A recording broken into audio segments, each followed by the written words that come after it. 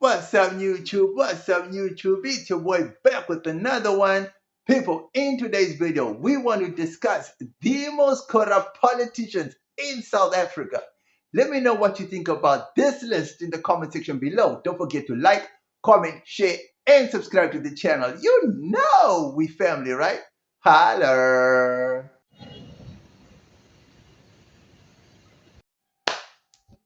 People, disclaimer. This list includes people who may not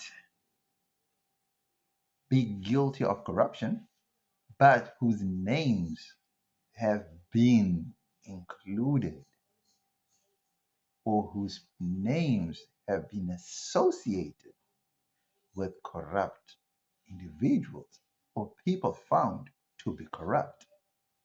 Right? Disclaimer. Let's get on with the list. So I'm going to start this list with I would say, the least scandalous person. That doesn't mean the least scandalous, than the least corrupt act, because the first person on the list caused national damage, but they are not like a major face of corruption, even though they've probably done one or two, three, top five corrupt actions in the country. Right. So let's get on with the list. So in no particular order, right? So first on my list has to be Melissa Boy. Melissa Boy was found to be guilty in Cape Town on corrupt charges regarding the housing scandal. And he was dismissed from the DA.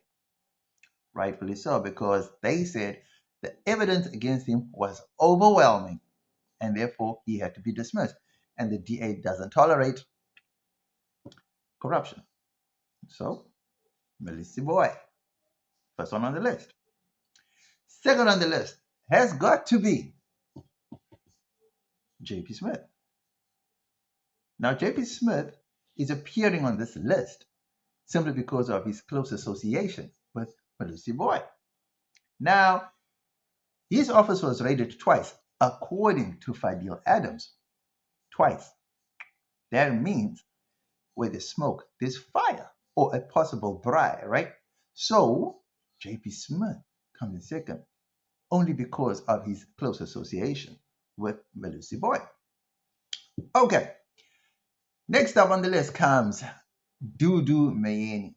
Now, this lady is by no means a small fish or a big fish. She's just a fish. Now, why is she just a fish? Possibly because she had close links with the then president, Jacob Zuma. And according to Julius Malema, whether he was making a joke or whether he was serious, nobody knows. But according to Julius Malema, that was Jacob Zuma's girlfriend. Alleged girlfriend. So, what did she do? She ran SAA, or can I say, she flew SAA into the ground. I mean, that's not an easy feat to achieve. Do you know how long SAA had been around before Dudu Myeni took flight and single-handedly drove it into the ground? I mean, I don't know how she managed to do that in a short space of time, because it was flying for a long period of time until she took the reins. So, man, Dudu Myeni, she's right up there. Next person on the list would be no other than Julius Malema. Julius Malema, when he was the president of the ANC Youth League, he was corrupt to the core. You see, Julius Malema wasn't paying taxes. That was a shock, because Julius Malema, as the president of the ANC Youth League, he was actually a tenderpreneur. Rumor had it that almost every Monday morning, business people would queue up at his offices to do business, because nothing goes on in Limpopo without the so-say or the say-so of Julius Malema. That was then, all right? Since then, they've attached his farm. They've attached, I think it was 2 houses. He was owing like 900 million or something to that effect. Damn, that was a lot of money. But then here's the thing. While he was the ANC Youth League president, the ANC didn't take action, which goes to show you that it's favoritism, right? It's only when he fell out of favor did they then take action. So if the ANC is not a corrupt organization, and the whole time that Julius Malema was doing what he was doing, why didn't they take action then? I mean, doesn't the ANC have a no corruption policy? No? Yeah? No? Yeah? All right, cool. Next on the list, we have Ace Magashule. I mean, this man was basically Mr. Free State himself. Now, Ace Magashule was embroiled in two major scandals that I can think of. Probably there's more, but the two biggest ones that I can think of is the Estina dairy farm and the asbestos roof removal that never happened or partly happened, didn't fully happen. People, they say, rumor has it, that Ace Magashule was Mr. Free State himself. He was the person who controlled everything in the Free State. Sadly, it all came to a head when it was discovered that tenders were awarded to dubious companies that didn't either complete the work or do the work in the province that Ace Magashule, as premier of the Free State, was in charge of. Sad but true, he was the face of corruption in the Free State. Sad, eh? Next on the list comes Shabir Sheikh. You see, Shabir Sheikh is on the list simply because he was known as the financial advisor to the president. And it is alleged that it was he who introduced a certain scheme to get money or kickbacks to the president or then president of the time. And he was at the center of the arms deal scandal. Shabir Sheikh was a shrewd business person.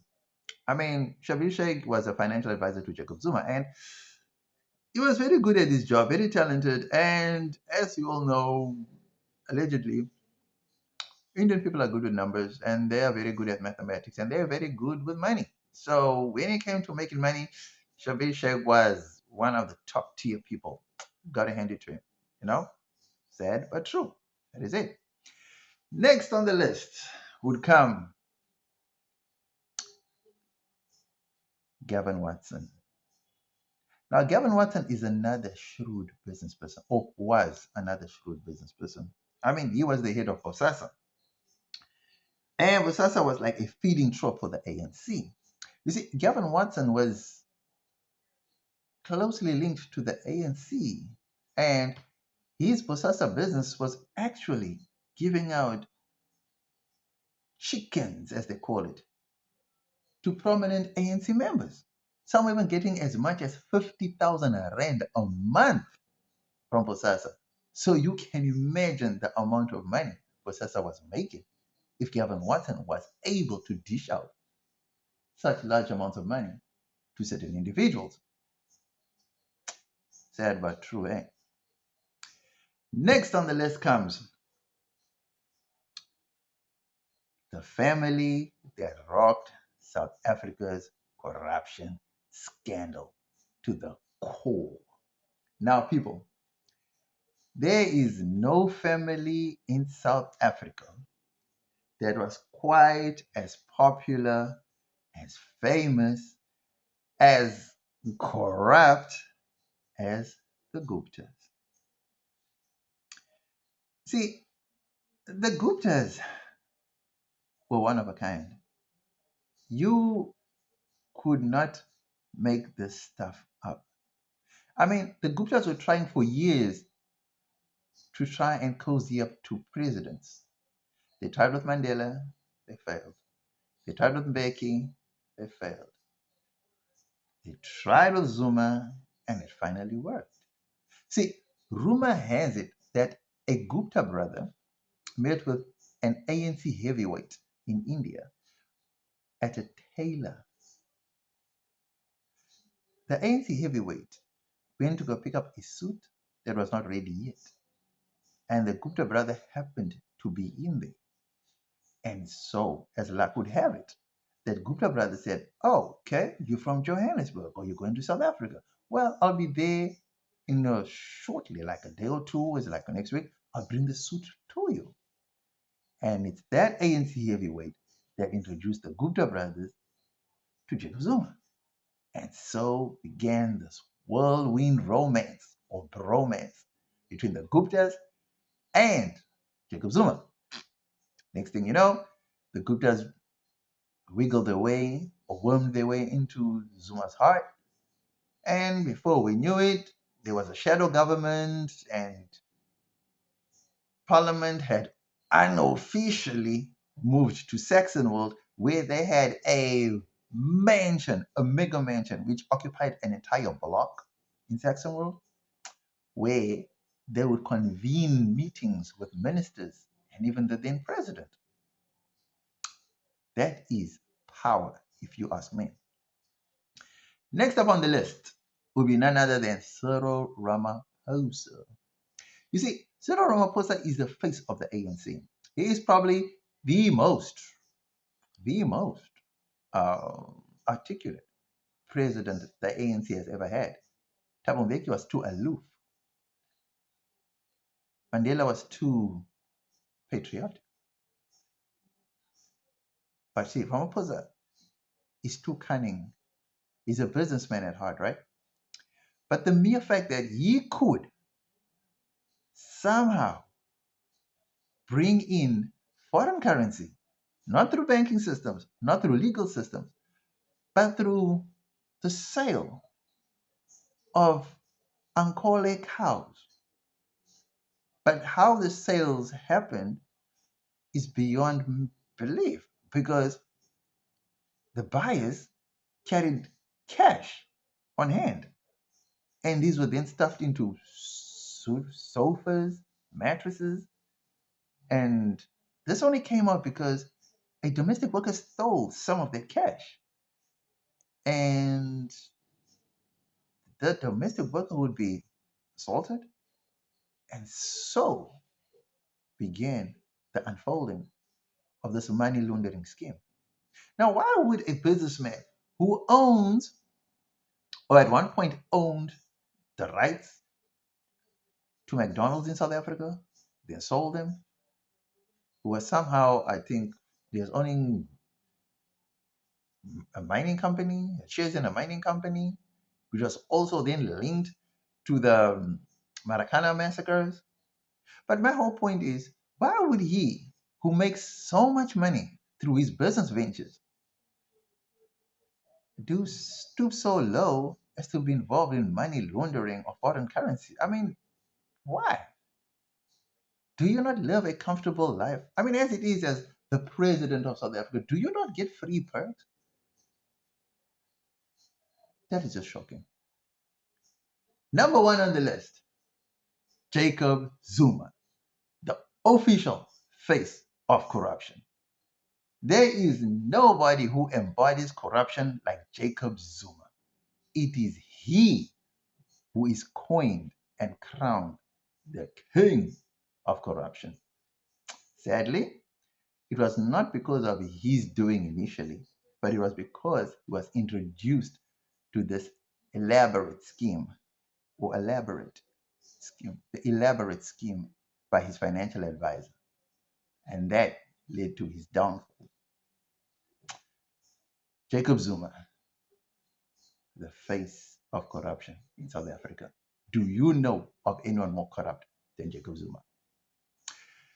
Let me know what you think about this video. Was I on the money or did I totally miss it with this one? Don't forget to like, comment, share, and subscribe to the channel. You know we family, right?